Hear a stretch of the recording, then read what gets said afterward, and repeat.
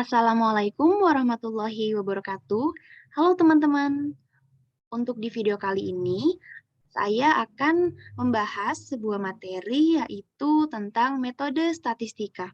Nah, sebelumnya, perkenalkan, nama saya Dinda Najwa Anindya Zahra dengan nomor NIM 121600052 dari kelas Psikologi 2D. Nah, langsung saja kita ke pembahasan.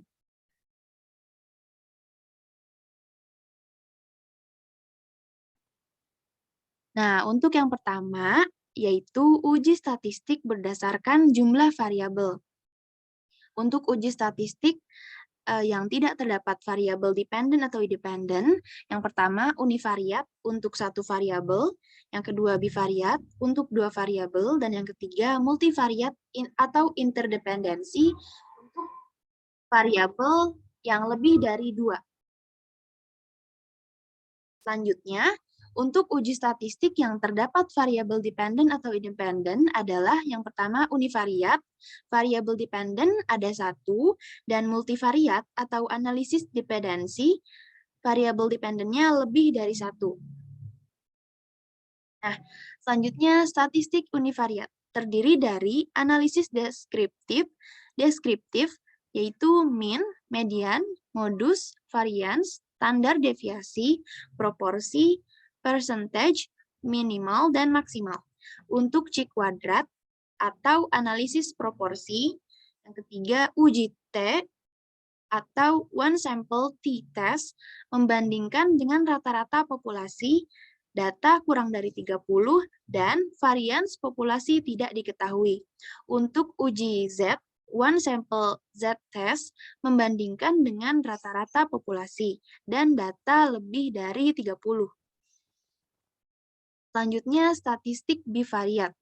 Terdiri dari analisis deskriptif atau tabulasi silang, lalu analisis komparatif, misalnya independent sample t-test, dependent sample t-test, dan yang terakhir analisis hubungan antara dua variabel.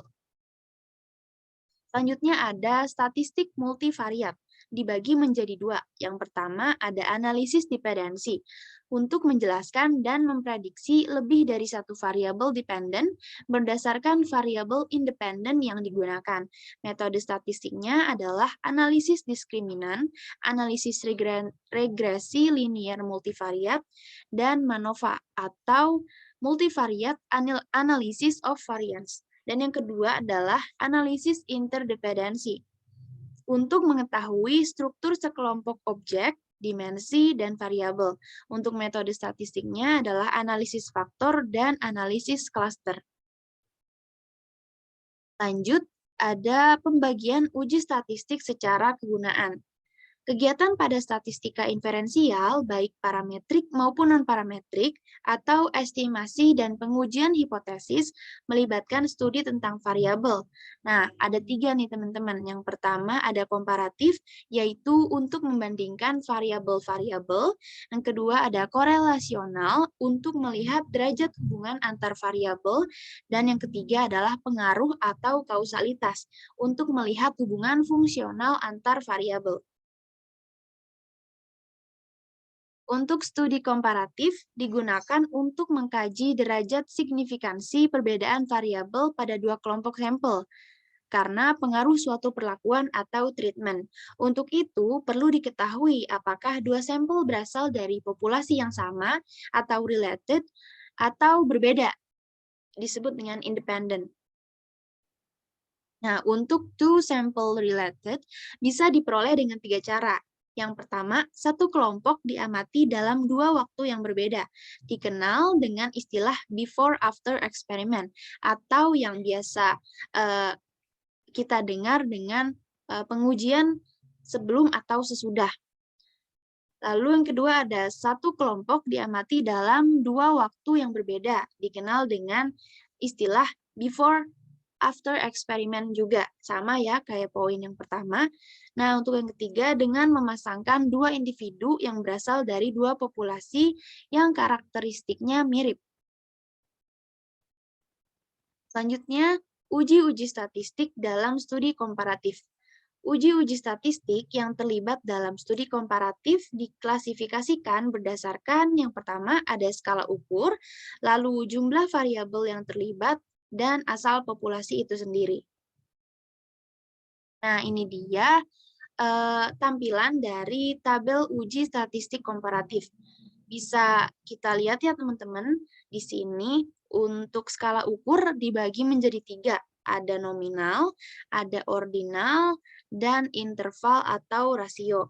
Nah, untuk jumlah variabel dari skala ukur nominal, jika jumlah variabelnya 2, berarti asal populasinya sama, bisa beda. Nah, untuk uji statistiknya, yaitu ada 3 nih teman-teman, yaitu ada McNemar, Exact-Fisher, dan Chi-Quadrat.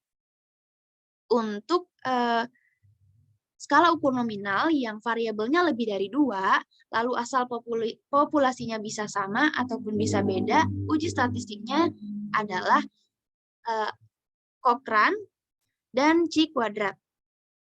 Nah, untuk yang skala ukur ordinal, jika variabelnya 2, asal populasinya sama dan beda, uji statistiknya adalah Sigenthash dan Mann-Whitney.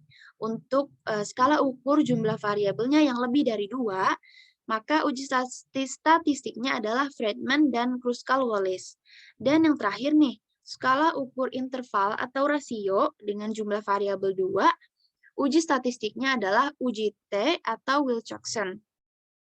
Nah, untuk interval atau rasio yang jumlah variabelnya lebih dari 2 dengan asal populasi yang berbeda, uji statistik yang dipakai adalah ANOVA atau analisis varian.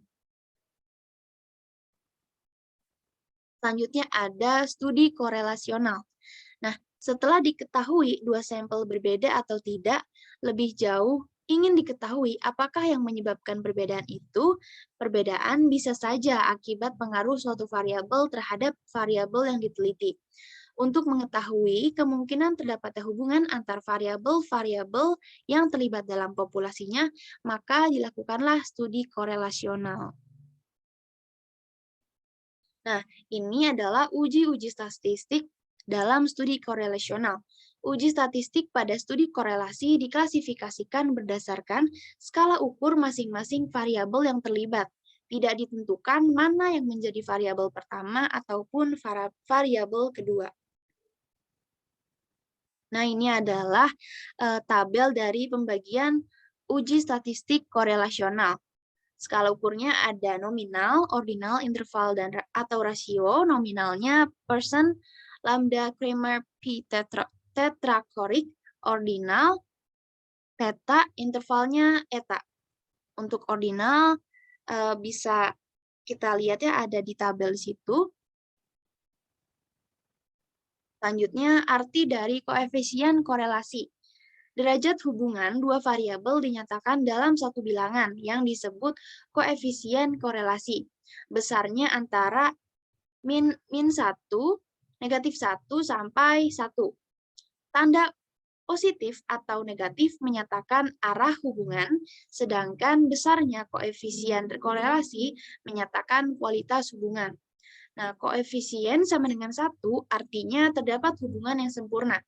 Jika koefisien sama dengan 0, artinya tidak terdapat hubungan.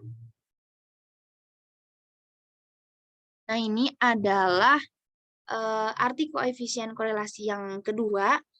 Bila mana penilaian angkanya 0,00 sampai 0,25, yaitu berarti tidak terdapat hubungan atau terdapat hubungan yang lemah. Untuk selanjutnya, terdapat hubungan yang cukup lemah. Lalu ada terdapat hubungan yang cukup kuat, dan yang terakhir hubungan yang kuat atau menuju sempurna. Jadi semakin tinggi dari angkanya, berarti hubungan yang kuat memiliki hubungan yang kuat atau menuju sempurna. Nah, selanjutnya masih sama. Untuk yang ini, yang pertama, bila angka rendah, berarti korelasi sangat lemah, lalu korelasi lemah, korelasi kuat, korelasi sangat kuat, korelasi kuat sekali, dan yang terakhir untuk 1, yaitu korelasi sempurna. Selanjutnya, studi pengaruh digunakan untuk mengidentifikasi bagaimana variabel-variabel berhubungan. Salah satu metode yang sering digunakan adalah analisis regresi. Ada dua jenis regresi nih. Yang pertama, regresi linear atau simple linear regression dan multiple linear regression. Yang kedua, regresi tak linear. Variabel berdasarkan fungsinya. Dalam analisis regresi terdapat dua variabel. Yang pertama, variabel bebas atau independent variable disebut juga sebagai variabel prediktor. Dan yang kedua, variabel terikat atau dependent variable disebut juga variabel respon. Variabel tak bebas mengikuti bagaimana perilaku variabel bebas. Nah, itu dia materi yang bisa saya sampaikan. Semoga bisa kita pahami bersama, menjadi ilmu baru yang kita bisa pelajari. Sekian, terima kasih. Wassalamualaikum warahmatullahi wabarakatuh. Sampai jumpa di video selanjutnya, teman-teman.